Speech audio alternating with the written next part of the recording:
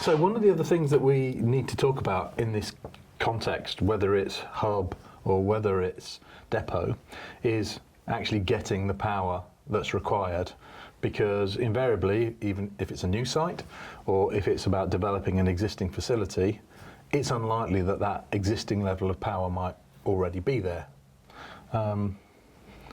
And this is a big topic, but who'd like to start the ball rolling in terms of this discussion about how to go about working out how to get enough power? Neil? I'm happy to give it a shot.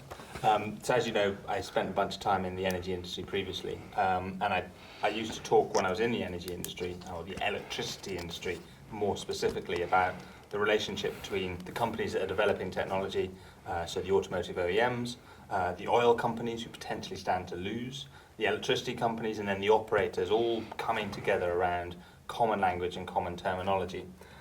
So in the style of a GCSE teacher, I'm going to do a bit of history and a bit of geography.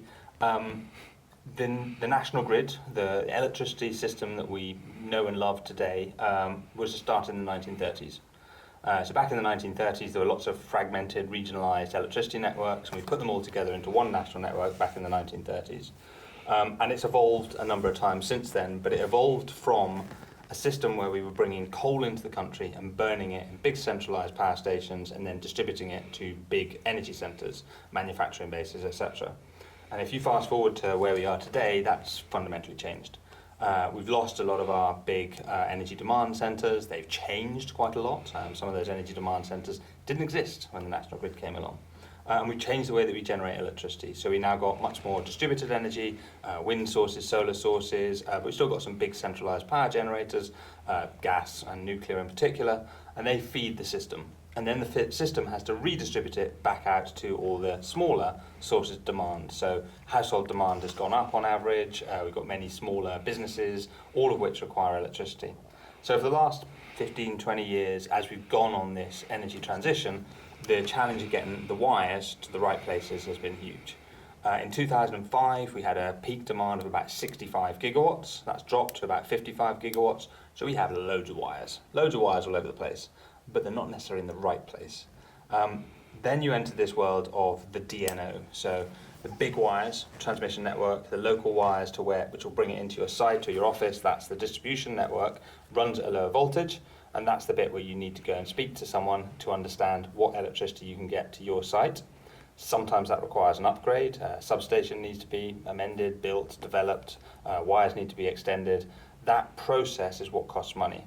The depth of connection, so how far it is from where you are into the grid, leads to a question around how much it will cost. And therein lies a challenge which, until you encounter it, is quite new to most people, because you suddenly turn around and say, I need 400 kilowatts to charge my trucks, and the DNO says that'll be an awful lot of money, and you go, how much? And as a consequence, that learning journey is something that I think we're starting to see more and more people talk about. Right. I mean, I hear people talk about the fact that we know there's a cable right outside our site, but we're being told we need to connect elsewhere. So what's that all about? Differing points of connection, differing demand, or potentially this idea of a queue. It takes some time to build some of this infrastructure.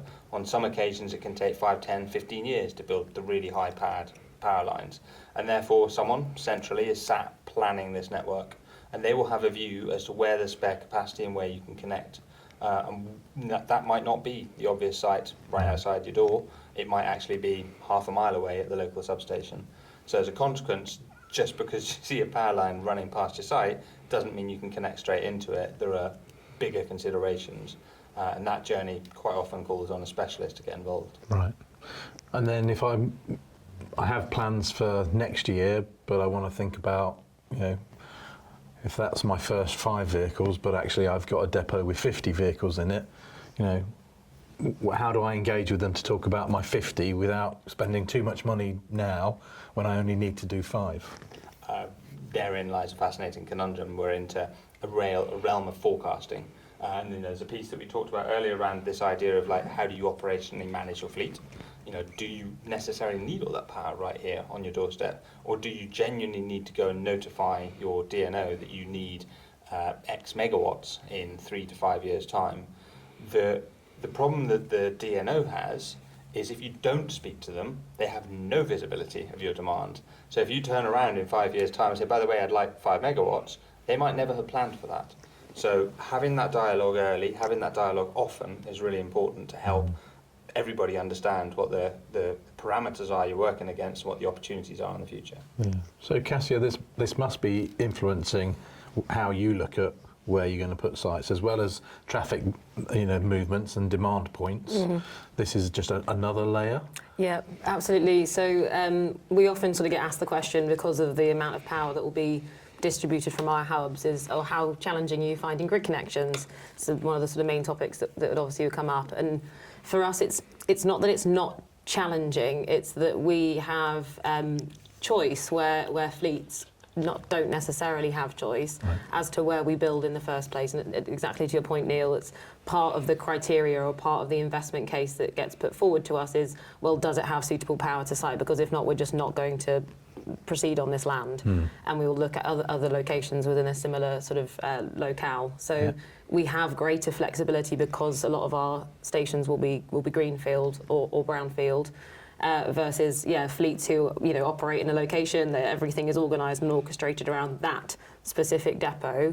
They can't as easily up and leave, though obviously we've had some discussion before this conversation of actually could they up and leave if that's an option for them. So I'm always, you hear this in terms of, well, you might need to move your depot. Is this really happening, James? Well, I think depots often have life cycles. So there may be reasons why you're unhappy with the depot that you're in. It may need knocking down and rebuilding because it's reached an age. So I think in some cases that there may be a other multitude of reasons to move. It may be that your depot's in a site that could be sold really good price for development. Now, if you're going to move, and you've got a fleet and you know that electrification is on the horizon, it makes perfect sense to find a location that's going to have ample grid connection for your future fleet. And I think that's probably a large part of what is happening. I've not particularly heard of unscheduled moves in terms of people just shutting up shop and moving out to go somewhere because it's nearer a substation. But there is a possibility that could be more cost effective in some cases. So essentially, given the normal mode of a growth plan for a business and them outgrowing the facility they're in and having a lease break with their landlord, we can see that that's a realistic scenario where part of the criteria for where they need to land, if that landlord can't offer an uplift in terms of the connection or there isn't enough physical capacity for their growth requirements, that in itself makes a lot of sense. Do we see, is there any experience of the landlords actually recognising where we're at and actually starting to talk about sites with more power requirements, some of these bigger industrial and logistics facilities? Yeah, that's probably the place that I'm seeing it most. The examples that came to my mind were you have some cases where you say your landlord, a fleet's landlord is next to critical strategic infrastructure, so ports is a good example. And in those cases, it's very, very difficult, clearly, to up and leave because you need to be in that physical location to be able to access like the rest of the supply chain. So those are kind of categories where it's just absolutely never going to sort of happen. And actually, I've heard it can be quite challenging sometimes to work with those landlords because they know they have a great deal of sort of power and control over limited optionality. Exactly, and they can use that to sort of their own end. I think what we are seeing is a lot of the logistics parks and major developers really cotton on to the fact that this is a major source of kind of strategic differentiation for them as developers versus some of the other sort of site providers. Seeing energy as a kind of the next key asset that you offer on these kind of hubs. And then you see a lot of the kind of private equity or kind of like big finance supporting those real estate providers in electrifying or upgrading the electrical infrastructure that underpins the logistics park. Yeah. I think the thing that we need to remember on this whole journey is electric vehicles aren't the only thing that use electricity. And some of the really big logistics parks are actually thinking about things like data centres. And data centres are hugely energy hungry. But the benefit is, if someone's thinking about building out data centres, you can often, connect to a similar grid point, and there'll be some spare capacity. You then get into this journey of what are the alternatives to having a fixed grid connection. Realistically, you might not need to pull all that energy all the time, so could you get some flexible grid connection? What about the story we talked about earlier of a private connection, a private wire, or perhaps even embedded energy generation on site? And you can start to get quite clever. And we're now, 15 years into building out these sort of mixed energy use sites. So there is quite a lot of experience out there from different parties in trying to model, develop, and understand how you optimise the limited grid you might have, combined with other ways of managing that electrical power supply. Yeah. Okay. I just want to extend that same point. I think it's completely right that actually in these sort of major logistics parks, there are other very sort of energy hungry use cases of warehousing space. So like automation of various forms is also going to be... Refrigeration. Refrigeration is a massive one. And so I think in my opinion, when you have a kind of agglomeration, or whatever you call it, a kind of combination of different depots or warehouses all in the same space, it makes sense to have a central or shared infrastructure rather than having all of the individual sort of HGV chargers plugged into separate systems, because you can make it more efficient, again, at a kind of aggregate level, and you can sort of smooth demand or at least manipulate demand to make it kind of, spread across the day better, rather than having everybody in their separate systems and separate warehousing trying to draw on it at the exact same times of day, and all having larger grid connections as a result. Without getting drawn too much into the world of energy optimization, you're starting to describe what is effectively an independent DNO, an IDNO, or you might look at ICPs to create a connected conglomerate that acts as its own load balance module within the broader energy system. So the Slough Trading Estate is a great example of where you've got data centres combined with different manufacturing capabilities all in one location that flexes power and demand across that location. Slough Trading Estate is an absolute monster. It is. I had sight of that from one of my previous roles, and the whole tenant engagement model for the landlords there, it was just an incredibly complex and a bit of a rabbit warren of lots of small businesses as well as some big chunky And actually stuff. with some really unique electricity code that sits behind it that enables it to operate in the way it does. Yes, because it's got a Slough heat and Generator. power in the centre, hasn't it, as well? And the heat network. Yeah. You've really got true combined smart city capabilities. But also, as I understand it, in that general area, one of the most congested parts of the network overall. So very difficult to do anything unusual. incremental into. So we need to be in the clever box rather than just the more please box. Exactly. Right. Okay. The issue of profiled, timed connections for me is the other interesting one. It's easy to envisage for bus operations where extensively daytime is out on duty, evening stroke nighttime is in depot charging, and therefore the DNO can offer a profiled connection which therefore probably utilises the fact that overnight the power demands in the network generally are lower. James, are you seeing much of that within the discussions you've had over the years about how bus companies and others might benefit from timed connections? So it's not something I've done a lot of work on. Right. It's quite clear that there is scope to spread your energy at the time when there is less demand, and I think that I'm struggling to give you a good answer on this one. So I'm going to stop. That's all right. I can answer the question. We've seen a central London bus garage that does exactly this. Right.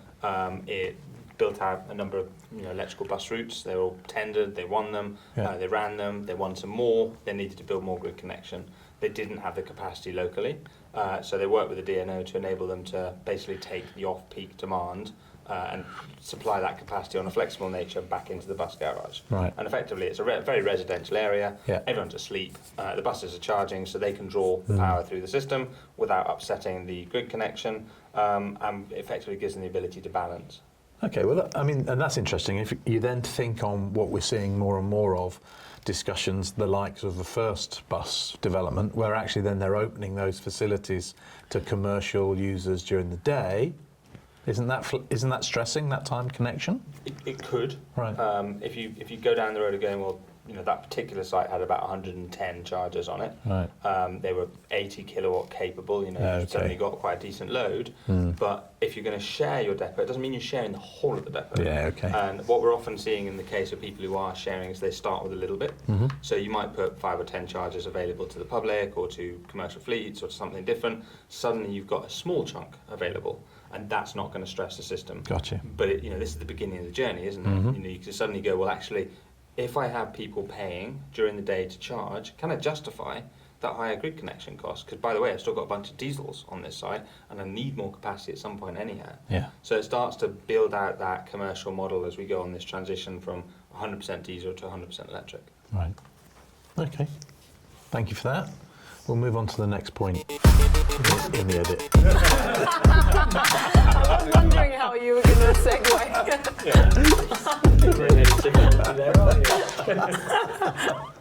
Well handled. And do the magic. Yeah.